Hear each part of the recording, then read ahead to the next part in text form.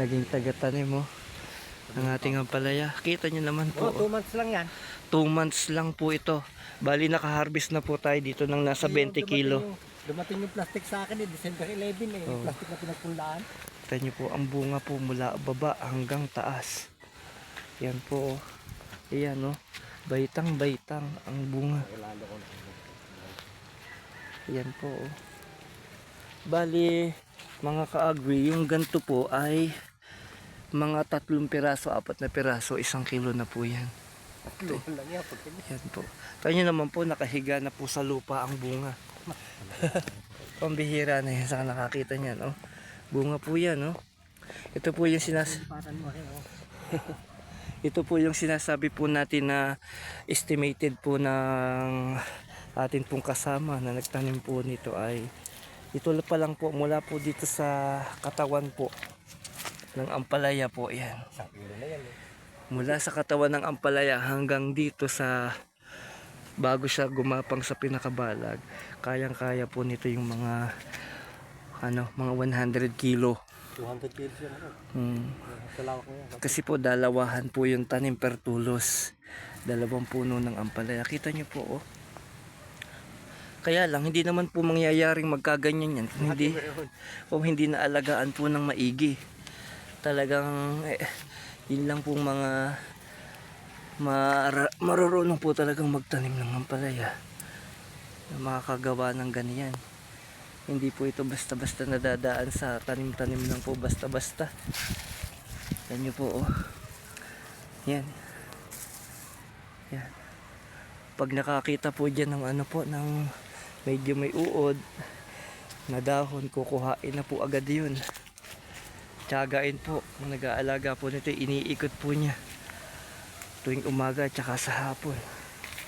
Talagang nakatutok. Wala akong makita ng deculter na buo. Yan po oh. Puro nasa baba ang bunga mga ka-agri oh. Nakakatuwa pagmasdan yung bunga ng pinagpaguran. Tingnan man po oh. Tirik yung araw pero pag nasa ilalim ka ng balag ng ampalaya hindi yung masyadong mainit. Siguro ito mga February na napatanim ito. January. Meron po tayong unang video po nito, may date po yon. Makikita po natin yung naghuhukay po tayo dito. Yung tinanong ko kayo, kung anong taon kayo nagtanim, kung ilang taon kayo tatanim ng ampalaya. Sabi niyo po ay 50 years yun. Nakaka rin po yan. Meron po tayong video po nun. Nauna po nating na-upload.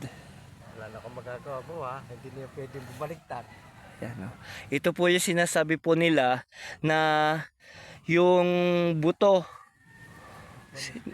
na kailangan hybrid, hindi yung ang ginawa po kasi dito nung nagtanim ni Mang Miguel, ito ho, yan, itong bunga, kumuha diyan siya ng binhi. Sabi ng ibang mga expert na nagtatanim, hindi daw maganda ang magiging bunga pag yung second generation, third generation na inuulit yung binhi. Pero ito po, third generation na po ito. Kita nyo naman po ang bunga.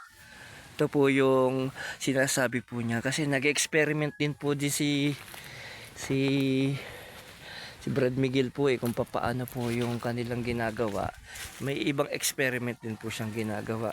So napatunayan po ni Brad Miguel, hindi po totoo yung sinasabi ng ibang mga expert na hindi daw po pwede. Ito nyo naman po, paano hindi magandang tingnan Ito, sa puno lang ito mo. Puno pa lang po yan. Kita nyo naman po Bunga sa puno. Bunga pa lang po sa puno. Pero ang katotohanan po niyan, third generation po. At kung bibili po tayo ng binhi ng ampalaya, na buto na hybrid, bibili tayo sa mga bilihan ng binhi. Nasa 15,000 po ito. Kaya nakasave na po agad tayo ng 15,000 sa buto pa lang po ng ampalaya.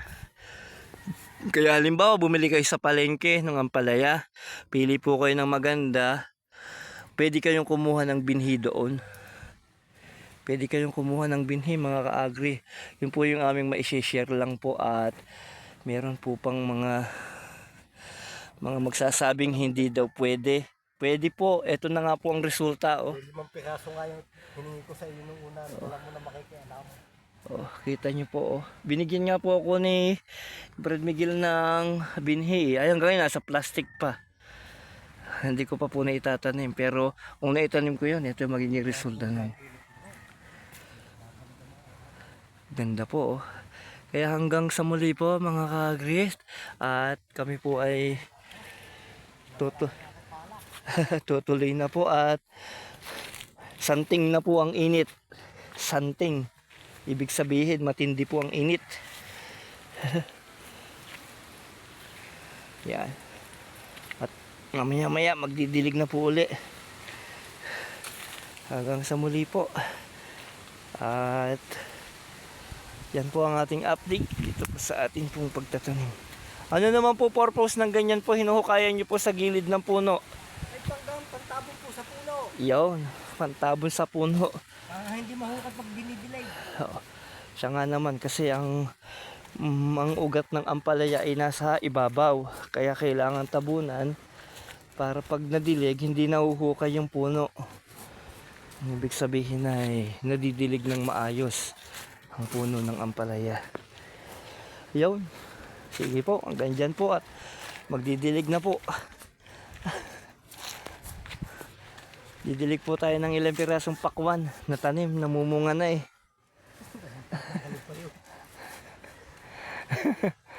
Hanggang sa muli po. At meron pang isang area pinapatamnan.